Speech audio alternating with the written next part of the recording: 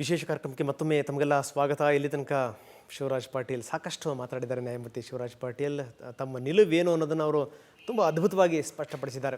ಜನಸಾಮಾನ್ಯರ ಮನಸ್ಸಲ್ಲಿ ಏನು ಉದ್ಭವ ಆಗಿತ್ತು ಅವೆಲ್ಲ ಪ್ರಶ್ನೆಗಳನ್ನು ನಾವು ಶಿವರಾಜ್ ಪಾಟೀಲ್ರ ಮುಂದಿಡ್ತಾ ಇದ್ದೀವಿ. ಅವರು ಕೂಡ ಅಷ್ಟೇ ಸಮರ್ಥವಾಗಿ ಅದಕ್ಕೆ ಉತ್ತರವನ್ನು ಕೊಡ್ತಾ ಇದ್ದಾರೆ. ನಾನು ಹೇಳಿದೆ, ಅತ್ಯಂತ ಕೆಟ್ಟ ಜಾತಿ ವ್ಯವಸ್ಥೆನಲ್ಲಿ ನಾವು ಬದುಕ್ತಾ ಇದ್ದೀವಿ ಅಂತ.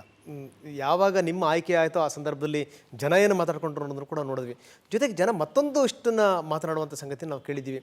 ಅವ್ರು ಹೇಳ್ತಿರೋದೇನು ಅಂತಂದರೆ, ಎಲ್ಲೋ ಒಂದು ಕಡೆಗೆ BJPಗೆ ಫೇವರ್ ಆಗಬೇಕು, ಯಡಿಯೂರಪ್ಪ ಅಂಡ ಬಣ ಏನಿದೆ ಅವ್ರಿಗೇನಾದರೂ ಫೇವರ್ ಆಗಬೇಕು, ಈಗಲೇ ಕುತ್ತಿಗೆ ತನಕ ಬಂದಿದೆ, ಸೊ ಇದರಿಂದ ಪಾರಾಗಬೇಕು ಅಂತಂದರೆ ಬಹುಶಃ ಇವರಿಗಿದ್ದಂಥ ಇದೇ ದಾರಿ, ಅವರಿಗೆ ಸಹಾಯ ಆಗಲಿ ಸಹಕಾರ ಆಗಲಿ ಅಂತಲೇ ತಮ್ಮ ನೇಮಕ ಮಾಡಿದರು ಅನ್ನುವಂಥ ಮಾತುಗಳು ಕೂಡ ಕೇಳಿಬಂದು. ಇದಕ್ಕೆ ನಾನು ಪೂರ್ವಭಾವಿಯಾಗಿ ಒಂದು ಮಾತು ಹೇಳಬೇಕಂತೀನಿ. ಕೇಂದ್ರದಲ್ಲಿ UPA ಸರ್ಕಾರ ಇದೆ. 2G ಸ್ಪೆಕ್ಟ್ರಮ್ ಹಗರಣ ಎಷ್ಟೊಂದು ದೊಡ್ಡ ಹಗರಣ ಅಂತ ಇಡೀ ದೇಶಕ್ಕೆ ಗೊತ್ತಿದೆ. ನಿಜ.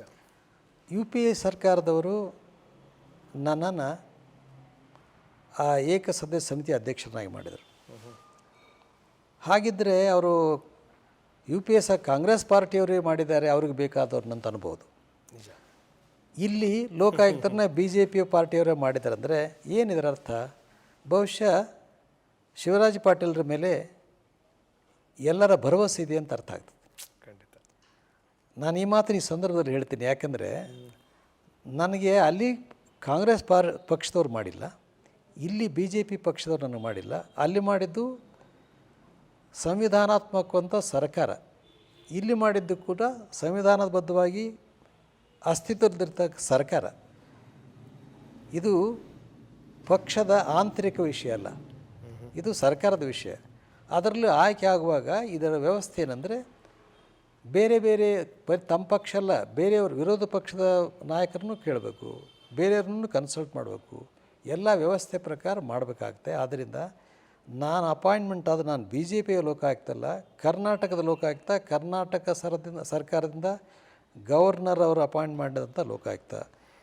ಯಾರಾದರೂ ಏನಾದರೂ ತಿಳ್ಕೊಂಡ್ರೆ BJPಗೆ ಅನುಕೂಲವಾಗಿ ಅನುಕೂಲಕ್ಕೆ ಮಾಡಿಕೊಂಡಿದ್ದಾರೆ ಅಂದರೆ ಅದು ತಪ್ಪು ಕಲ್ಪನೆ. ನನಗೆ ಈ ಕೆಲಸ ನನಗೆ ಬೇಕು ಅಂತ ನಾನು ಕೇಳಿಲ್ಲ. ಅಲ್ಲಿ ಕೂಡ ನಾನು 2G ಹಗರಣ ಬಗ್ಗೆ ಬೇಕಂತ ಕೇಳಿಲ್ಲ.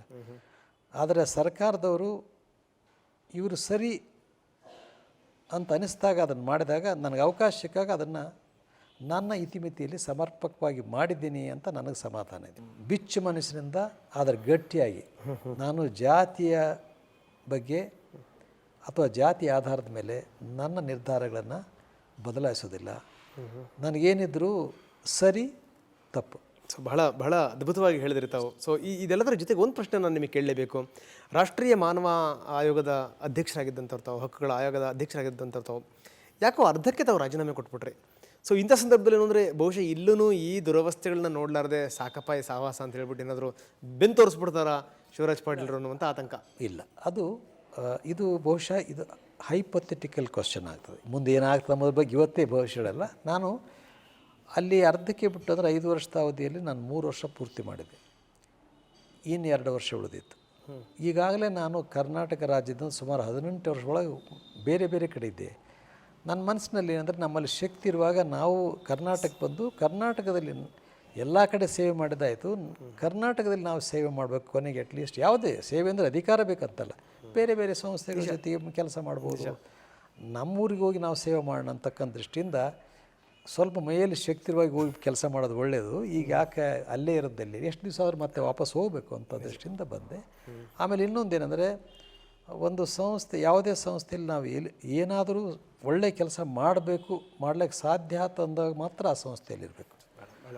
ಆ ದೃಷ್ಟಿಯಿಂದ ನಾನು ನಮ್ಮೂರಿಗೆ ಹೋಗಿ ನಮ್ಮ ಕನ್ನಡ ನಾಡಿಗೆ ಹೋಗಿ, ನಮ್ಮ ರಾಜ್ಯಕ್ಕೆ ಹೋಗಿ, ಈ ರಾಜ್ಯದಲ್ಲಿ ನಾವು ಸೇವೆ ಸಲ್ಲಿಸೋಣ ಎಂಬ ದೃಷ್ಟಿಯಿಂದ ನಾನು ವಾಪಸ್. ಸೊ ಹಾಗಾದರೆ ಇದೆಲ್ಲ ಗೊತ್ತಿದ್ದೇ ತಾವು ಒಪ್ಕೊಂಡಿರೋದು ಅನ್ನುವಂಥ ಮಾತನ್ನು ಕೂಡ ಹೇಳ್ತಾ ಇದ್ದೀರಿ ತಾವು. ಇದರಿಂದ ವಿಮುಖ ಆಗತಕ್ಕಂಥ ಪ್ರಶ್ನೆ ಇಲ್ಲ ಅಂತ. ಆದರೆ ಅದು ಮುಂದಿನ ಭವಿಷ್ಯ ನಾನು ಹೇಳಲಾರೆ. ಆದರೆ ಓಡಿ ಹೋಗ್ತಕ್ಕಂಥ ಅಥವಾ ಯಾವುದೇ ಒಂದು ಕಠಿಣ ಪ್ರಸಂಗ ಬಿಡ್ತಕ್ಕಂಥ ಮನೋಭಾವ ನನ್ನಲ್ಲಿ ಇಲ್ಲ. ಭವಿಷ್ಯ ಹೇಗಿದೆ ಎಂಬುದು ನಾನು ಇವತ್ತೇ ಹೇಳೋಕ್ಕಾಗೋದಿಲ್ಲ. ಆದರೆ ಮನಸ್ಸಿನಲ್ಲಿ ನಿರ್ಧಾರ ಮಾತ್ರ ಇದೆ. ಈ ಥರ ಯಾವುದಾದ್ರೂ ಸವಾಲು ಬಂದ ತಕ್ಷಣ ಬಿಟ್ಟು ಹೋಗ್ಬೇಕಂತಕ್ಕಂಥದ್ದು. ಓಕೆ.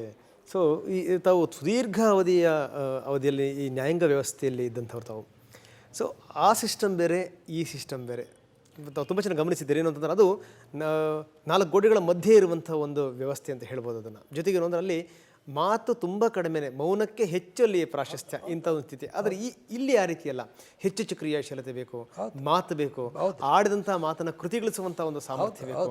ಡೆಫಿನೆಟ್ಲಿ. ಸೊ ಇಂಥ ಸಂದರ್ಭದಲ್ಲಿ ನಿಜ, ಈ ವ್ಯವಸ್ಥೆ ಬೇರೆ ಆಗಿರ್ಬೋದು, ಅದರ ಉದ್ದೇಶ ಒಂದೇ, ನ್ಯಾಯ ಸಿಗಬೇಕು, ಜನಕ್ಕೆ ಒಳ್ಳೆಯದಾಗಬೇಕು. ಇಲ್ಲಿ 4 ಗೋಡೆಗಳ ಚೌಕಟ್ಟಿಲ್ಲ, ಜನರ ಸಂಪರ್ಕ ಬೇಕು, ಅಲ್ಲಿ ಜನರ ಸಂಪರ್ಕ ಇರಲಿಲ್ಲ.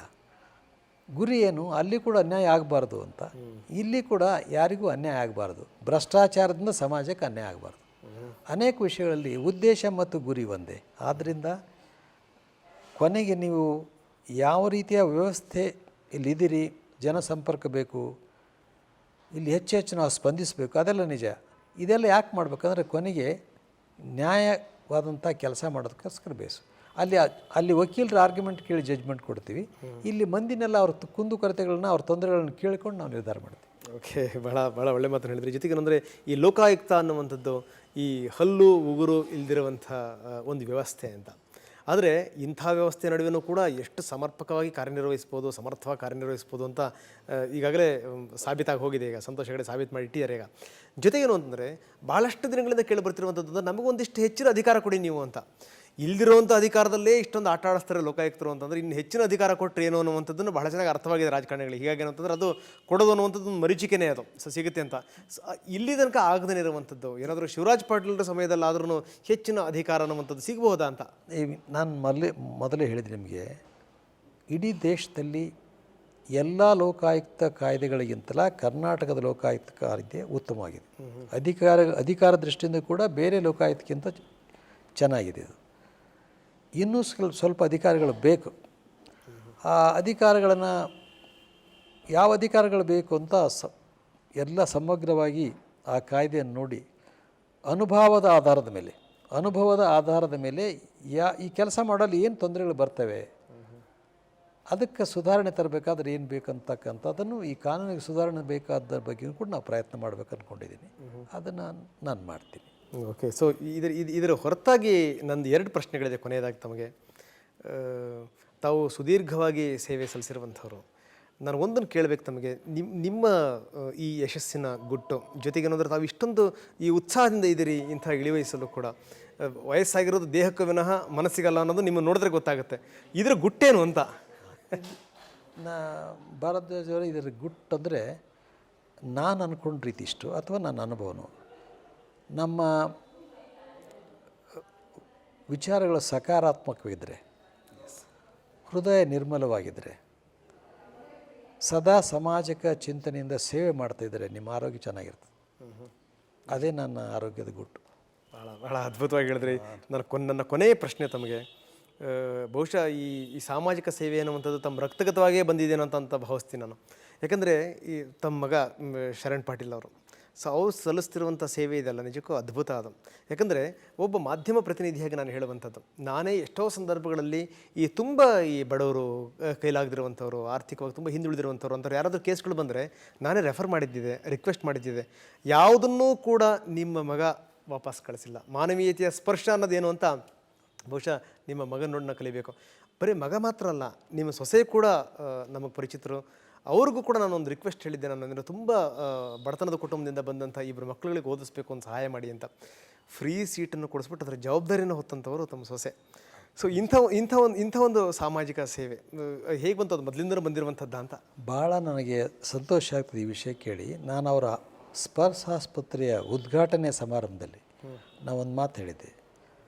ಈ ಸ್ಪರ್ಶ ಆಸ್ಪತ್ರೆಗೆ ಒಂದು ಸಾಮಾಜಿಕ ಜಿಮ್ಮೆದಾರಿ, ಸೋಷಿಯಲ್ ರೆಸ್ಪಾನ್ಸಿಬಿಲಿಟಿ, ಸೋಷಿಯಲ್ ಕಾನ್ಷಿಯಸ್ನೆಸ್, ಸಾಮಾಜಿಕ ಪ್ರಜ್ಞೆ ಮತ್ತು ಸಾಮಾಜಿಕ ಜಿಮ್ಮೆದಾರಿ. ಈ ಸ್ಪರ್ಶ ಆಸ್ಪತ್ರೆಗೆ ಬಂದವರು ಬಡವರು ಹಣ ಇಲ್ಲೆಂಬ ಕಾರಣಕ್ಕಾಗಿ ಅವರು ವಾಪಸ್ ಹೋಗಬಾರ್ದು. ನಾನೊಂದು ಮಾತು ಹೇಳಿದರೆ ನಮ್ಮ ಮಗ ಯಾವಾಗಲೂ ಹೇಳ್ತಿರ್ತಾರೆ, ಶ್ರೀಮಂತರು ಮಾಡಿದಂಥ ಸೇವೆಗೆ ಹಣ ಕೊಡ್ತಾರೆ, ಬಡವರು ಹಣ ಇಲ್ಲ ಪ್ರಾರ್ಥನೆ ಮಾಡ್ತಾರೆ. ಶ್ರೀಮಂತರು ಕೊಡುವ ಹಣಕ್ಕಿಂತಲೂ ಬಡವರ ಮಾಡುವ ಪ್ರಾರ್ಥನೆಯಲ್ಲಿ ದೊಡ್ಡ ಶಕ್ತಿ ಇದೆ. ಅದಕ್ಕೆ rich people pay, poor people pray, money has value, prayer has no invaluable. ಅದಕ್ಕಂದ prayer is more powerful than payment ಅಂತ. ಇವತ್ತೇನಾದರೂ ನಾವು ಈ ಸ್ಥಿತಿಗೆ ಬರಬೇಕಾದ್ರೆ ನಮ್ಮ ಪರಿಶ್ರಮ, ಭಗವಂತನ ಕೃಪೆ ಜೊತೆಗೆ ಅನೇಕ ಜನ ಬಡವರ ಪ್ರಾರ್ಥನೆ ಕೂಡ ಕಾರಣ ಅಂತ ಮಾತು ನಾನು ಬಲವಾಗಿ ನಂಬಿದ್ದೀನಿ. ಬಹಳ ಬಹಳ ಬಹಳ ಒಳ್ಳೆ ಮಾತನ್ನು ಹೇಳಿದ್ರಿ. ಇದೆಲ್ಲದರ ಜೊತೆಗೆ ನಮ್ಮ ವೀಕ್ಷಕರಿಗೆ, ಕರ್ನಾಟಕದ ಜನಕ್ಕೆ ತಾವೇನು ಹೇಳಕ್ಕೆ ಬಯಸ್ತೀರಿ? ಭ್ರಷ್ಟಾಚಾರ ಸಮಾಜಕ್ಕೆ ಒಂದು ದೊಡ್ಡ ಶಾಪ. ಇದು ಸಾಮಾಜಿಕ ಒಂದು ಪಿಡುಗು. ಹೌದು. ಇದರ ವಿರುದ್ಧ ಹೋರಾಡಬೇಕಾದ ಅವಶ್ಯಕತೆ ಇದೆ. ಇಷ್ಟೊಂದು ಭ್ರಷ್ಟಾಚಾರ ಹೆಚ್ಚಾಗಿದೆ. ಇದು ಜನರ ತಾಳ್ಮೆಯ ಎಲ್ಲೆಯನ್ನು ಮೀರಿ ಸಿಟ್ಟಿನ ಕ್ಷೇತ್ರಕ್ಕೆ ಬಂದಿದೆ.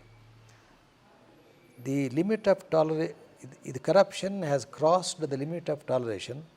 It is just at the entrance of anger.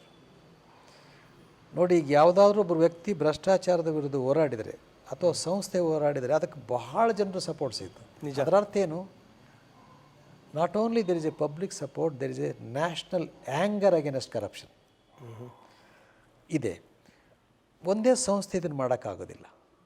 ನನ್ನ ವಿಚಾರದಲ್ಲಿ ಸಮಾಜದ 5 ವರ್ಗಗಳು ಸೇರಿಕೊಂಡು ಮಾಡಿದರೆ ಇದನ್ನು ಬಹುಮಟ್ಟಿಗೆ ಸಮರ್ಪಕವಾಗಿ ಭ್ರಷ್ಟಾಚಾರವನ್ನು ನಿರ್ಮೂಲನೆ ಮಾಡ್ಬೋದು, ಇಲ್ಲರ ಅತ್ಯಂತ ಕಡಿಮೆ ಮಾಡ್ತಕ್ಕಂಥ ಶಕ್ತಿ ಇದೆ. ಅದಕ್ಕೇನು?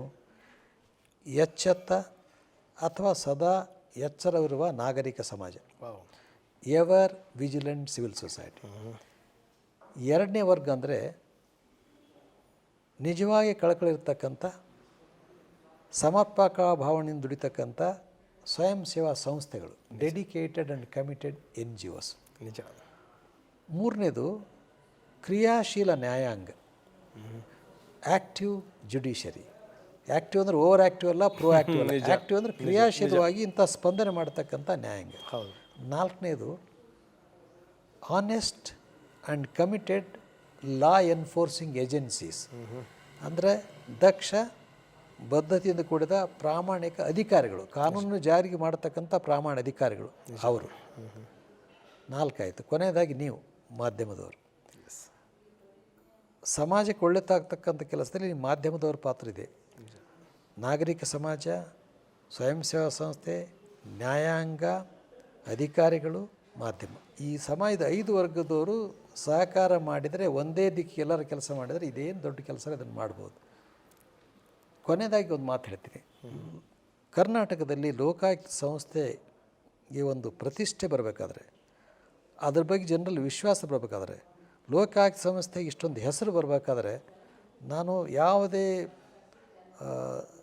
ಹೆಜಿಟೇಷನ್ ಇರಲಾರ್ದೆ, ತೊಂದರೆ ಇರಲಾರ್ದೆ ಹೇಳಬೇಕಂದ್ರೆ, ಮಾಧ್ಯಮದ ಪಾತ್ರ ಕರ್ನಾಟಕದಲ್ಲಿ ಲೋಕಾಯುಕ್ತ ಸಂಸ್ಥೆಗೆ ಭಾಳ ದೊಡ್ಡ ಕೊಡುಗೆ ಮಾತನ್ನು ಭಾಳ ನಿಶ್ಚಲವಾಗಿ ಹೇಳ್ತಾ ಇದ್ದೀನಿ. ಮಾಧ್ಯಮದವ್ರಲಿಂದನೇ ಲೋಕಾಯುಕ್ತರು ಕೆಲಸ ಮಾಡಿದ್ದಾರೆ. ಸಂಸ್ಥೆ ಇದೆ, ಕಾಯ್ದೆ ಇದೆ. ಆದರೆ ಜನಕ್ಕೆ ಗೊತ್ತಾದ್ದು, ಜನರಲ್ಲಿ ಭರವಸೆ ಮೂಡಿಸಿದ್ದು ಅಂದರೆ ಮಾಧ್ಯಮ ಈ ದಿಕ್ಕಿನಲ್ಲಿ ಭಾಳ ದೊಡ್ಡ ಸಹಕಾರಿಯಾಗಿ ಕೆಲಸ ಮಾಡಿದೆ. ನಾನು ಈ 5 ವರ್ಗಗಳ ಸಹಕಾರ ಹೀಗೆ ಸಿಕ್ಕರೆ ಭಾಳ ಉತ್ತಮವಾದ ಕೆಲಸ ಲೋಕಾಯುಕ್ತದ ಸಾಧ್ಯತೆ. ಆದ್ದರಿಂದ ನಿಮ್ಮ ಮುಖಾಂತರ ಈ ಎಲ್ಲ ವರ್ಗದವರಿಗೆ ನಾನು ಅತ್ಯಂತ ಕಳಕಳಿಯಿಂದ ಲೋಕಾಯುಕ್ತ ಕಾರ್ಯದಲ್ಲಿ ಸಹಕಾರ ಮಾಡಿರಿ ಅಂತ ವಿನಂತಿ ಮಾಡಿಕೊಡ್ತೇನೆ. ಎಸ್ ಸರ್, ನಿಜಕ್ಕೂ ನಿಮಗೆ ಸಾಕಷ್ಟು ಕನಸುಗಳಿದೆ, ಕನವರಿಕೆಗಳಿದೆ, ಜೊತೆಗೊಂದು ಧ್ಯೇಯೋದ್ದೇಶಗಳಿದೆ. ಖಂಡಿತವಾಗಲೂ ಅದನ್ನೆಲ್ಲದನ್ನು ನೀವು ಮುಟ್ತೀರಿ ಅಂತ ಭಾವಿಸ್ತಾ thank you very much sir ಇಲ್ಲಿ ತನಕ ಮಾತಾಡೋಕ್ಕೆ. Thank you. ಇದು ನ್ಯಾಯಮೂರ್ತಿ ಶಿವರಾಜ್ ಪಾಟೀಲ್ ಅವರ ಮಾತು.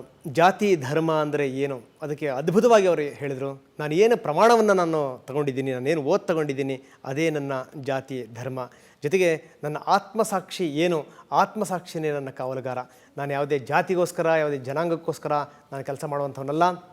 ನಾನೇನಿದ್ರು ಕೆಲಸ ಮಾಡ್ತೀನಿ ಅಂತಂದರೆ ಅದು ನನ್ನ ಸಮಾಜಕ್ಕೋಸ್ಕರ ಮಾತ್ರ ಅನ್ನುವಂಥದ್ದು ದೊಡ್ಡ ಭರವಸೆಗಳಿದೆ. ನಮಗೂ ಕೂಡ ದೊಡ್ಡ ಕನಸುಗಳಿದೆ, ಕನವರಿಕೆಗಳಿದೆ. ಜನಸಾಮಾನ್ಯರು ನೋಡ್ತಾ ಇದ್ದಾರೆ ಶಿವರಾಜ್ ಪಾಟೀಲ್ರು ಏನು ಮಾಡ್ತಾರೆ ಅಂತ. ಖಂಡಿತವಾಗಲೂ ನಿಮ್ಮ ಭರವಸೆಗಳನ್ನು ಅವರು ಮುಟ್ತಾರೆ. ಜೊತೆಗೆ ಅವ್ರ ಒಳ್ಳೆಯ ಕೆಲಸಗಳಿಗೆ ನಮ್ಮ ಬೆಂಬಲ ಇದೆ, ಜೊತೆಗೆ ನಿಮ್ಮ ಬೆಂಬಲ ಇದೆ ಅಂತ ಹೇಳ್ತಾ ನಾನು ವಿಶೇಷ ಕಾರ್ಯಕ್ರಮವನ್ನು ಮುಗಿಸ್ತಾ ಇದ್ದೀನಿ. ನಮಸ್ಕಾರ.